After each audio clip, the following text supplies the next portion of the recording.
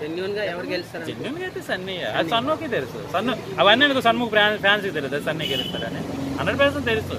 కానీ ఏంటంటే సన్ముఖ్కి అభిమానించే వాళ్ళు, ముందు నుంచి ఉండేవాళ్ళు, సపోర్ట్ చేసేవాళ్ళు, వెబ్ సిరీస్ చూసేవాళ్ళు సన్ముఖే గెలిస్తే బాగున్నాయని ఒకటి. రెండోది ఏంటంటే సేమ్ సన్ముఖ్ లాంటి అలా ఉండే ఈగో ప్రాబ్లం కూడా ఒకటి ఉంది.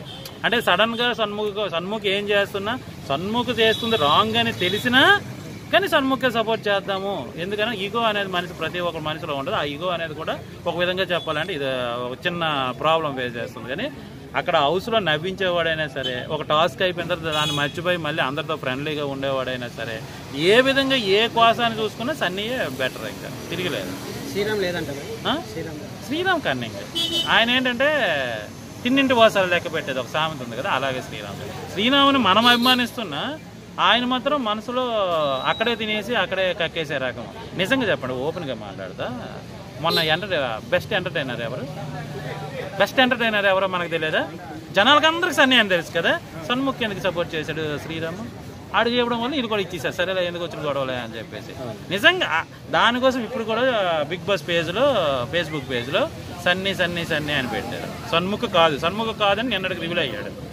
సన్ముఖ్ ఎంటర్టైన్మెంట్ చేస్తే కదా అవుతాడు, చేయకుండా ఇవ్వడం ఏదైనా జరిగిందంటే అదే. చాలా మంది కామెంట్స్ ఏం పెట్టారంటే సన్ముఖ్ నేను ఇదివరకు ఇచ్చేసాను కానీ రోజుకి బిగ్ బాస్ చూస్తుంటే నాకు సన్ముఖ్ మీద ఇదైపోయింది, వేస్ట్ వరస్ట్ అని రకరకాల వాళ్ళే కామెంట్ పెడతారు. వాళ్ళు ఇంకొకరు పొగట్లేదు కానీ ఈయన తిట్టుకుంటున్నారు. ఈయన అభిమానించామా ఇలాగ అందని. ఇక్కడ ఒకటి చెప్తా, అవన్నీ ఎందుకు సపోర్ట్ చేస్తున్నాం మనకు తెలియదా? సపోర్ట్ చేస్తున్నాం వాళ్ళకి తెలియదా? ఎవడేంటి అనేది మనకు అంటే కంటెంట్ పెట్టుకోవట్లేదు కదా. ఓపెన్గా చెప్పాలంటే మనం అంతా చూస్తున్నాం కదా, రోజు చూస్తున్నాం. ఇప్పుడు మేము సన్నీకి పోగొట్టడానికి సన్నీ నాకు బామర్ది కాదు, తమ్ముడు కాదు, రిలేటివ్ కాదు, ఫ్రెండ్ కాదు, మా ఊరు కాదు, అసలు ఏ ఊరో కూడా నాకు మన వరకు తెలియదు కూడా. అసలు బిగ్ బాస్కి రాకముందు నేను సన్నీని అసలు చూడలేదు.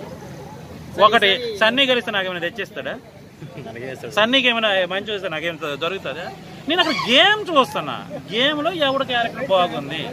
ఇక్కడ గేమ్ మీన్స్ ఏంటంటే గెలవడం కాదు. నా దృష్టిలో గేమ్ అంటే గెలవడం కాదు, వ్యక్తిత్వం చంపుకోకుండా రియల్గా ఎవడైతే ఉంటున్నాడో వాడిని సపోర్ట్ చేస్తున్నా.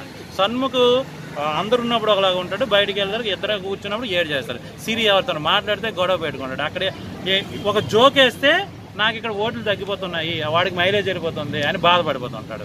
వాడికి తీసి అసలు గెలవడం కోసం కాదురా సన్ముఖ్ నువ్వు వెళ్ళింది. నీకున్న పేరుని కూడా నువ్వు చెడదొప్పుకున్నావు. ఓపెన్గా చెప్పాలి, రోజుకి నేను చూస్తే నీ మీద జాలి వేస్తుంది. నాకు టోటల్గా జాలి వేసింది. కోపం కూడా చచ్చిపోయింది తెలుసా, సన్ముఖ్ మీద కోపం నాకు చచ్చిపోయింది. ఎందుకంటే రోజు అదే పని చేస్తాను. నిన్న కూడా ఇప్పుడు అవన్నీ దగ్గర మీరు బిగ్ బాస్ రోజు చూస్తుంటారు కదా, బిగ్ బాస్లో చూసేటప్పుడు మీ కంట్లో ఏమైనా పెట్టుకుంటారా? పెట్టుకొని చూడరు కదా. సన్ముఖ్ ఏంటో మీ అందరికీ తెలుసు కదా క్లియర్గా. ఇప్పుడు సన్ముఖ్ని పక్కన పెట్టాపా, నేను సన్నీని సపోర్ట్ చేశాను. సన్నీ ఎక్కడరా మీకు రాంగ్ అనిపిస్తుంది? నేను ఇక్కడ జెన్యున్గా సన్నీ కోసం లాస్ట్ టైం కూడా చెప్పాను. నాకు సన్నీ ఎవడో నాకు తెలియదురా నాయన. నాకు బిగ్ బాస్కి వెళ్ళక ముందు సన్నీ ఎవడో నాకు తెలియదు. ఆ విషయం 2 స్టేట్లలో బిగ్ బాస్ చూస్తున్న ప్రతి ఒక్కడికి తెలుసు. ఈవెన్ లోపల ఉన్న 6గురికి తెలుసు సన్నీ విన్నర్ అని. అది ఇక్కడ ఏమవుతుందంటే 6గురు ఉన్నాము, ఇలాగ మెల్లగా ఎక్కడైనా బ్యాడ్ చేసే అవకాశం వస్తుందా, నేను తోపున అయిపోనా అనే ఉద్దేశంతోనే అవన్నీ ఎందుకు జెన్యున్ శ్రీరామచంద్ర కానీ ఇది ఎవరు లేరని మొన్న టాస్క్ అప్పుడే తెలిసింది. ఎవరు బాగా ఎంటర్టైన్ చేశారంటే సన్ముఖ్ పేరు చెప్పారు. ఆ సన్ముఖ్కే నేను డౌట్ వచ్చింది, నేనే ఎంటర్టైన్మెంట్ చేయలేదు, నాకు ఇచ్చారు, ఏం చేస్తున్నారా ఇక్కడ అని.